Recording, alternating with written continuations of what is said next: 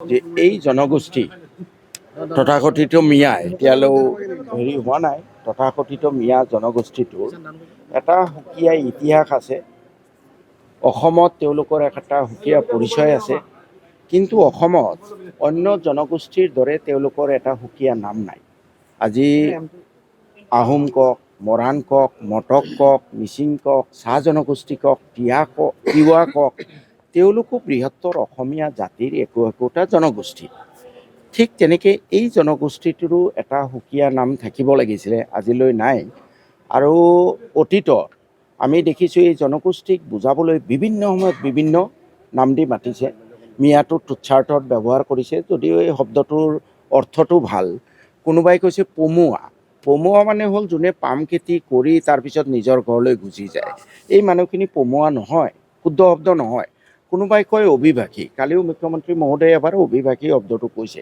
অভিবাসী হ'ল বিদেশৰ পৰা অইন দেশলৈ অহা।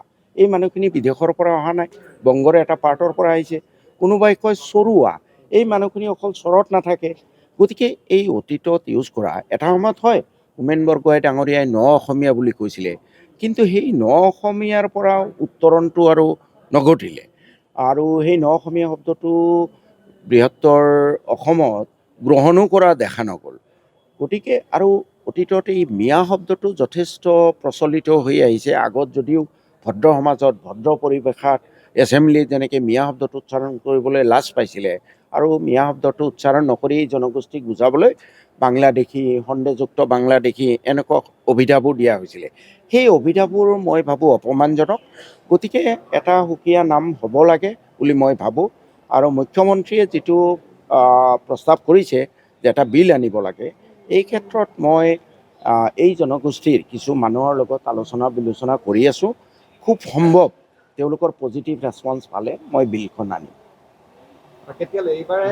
এইবাৰে এইটো ছেশ্যনত মই অকল ৰাইজৰ লগত অলপ আলোচনা কৰি আছোঁ, জনগোষ্ঠীৰ মানুহখিনিৰ লগত।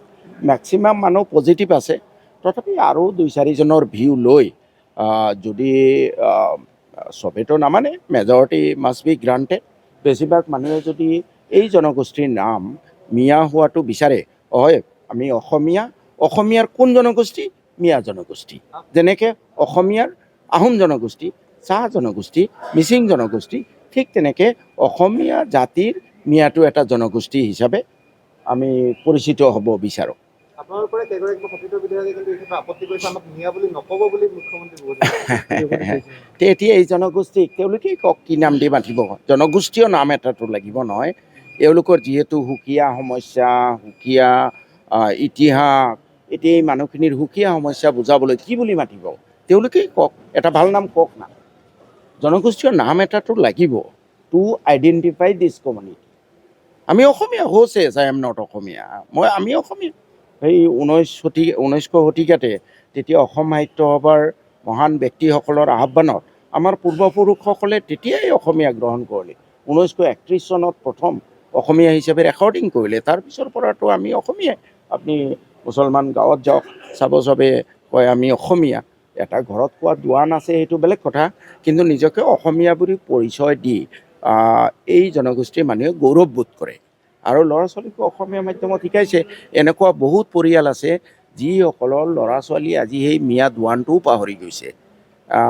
মোৰে ল'ৰা দুজন, ইহঁতে মিয়া দোৱানটো নোৱাৰে সকলোৱে। গতিকে এছিমিলেশ্যন প্ৰচেছ এইটো চলি থাকিব। মই আপোনালোকৰ যোগেদি গোটেই এই সমাজলৈ বাৰ্তা দিব খুজিছোঁ যে কিছুমানে প্ৰৰোচনা আপোনালোকক কৰিব পাৰে যে অসমীয়া বাদ দিয়া, বঙালী লোৱা, এইটো ভুল।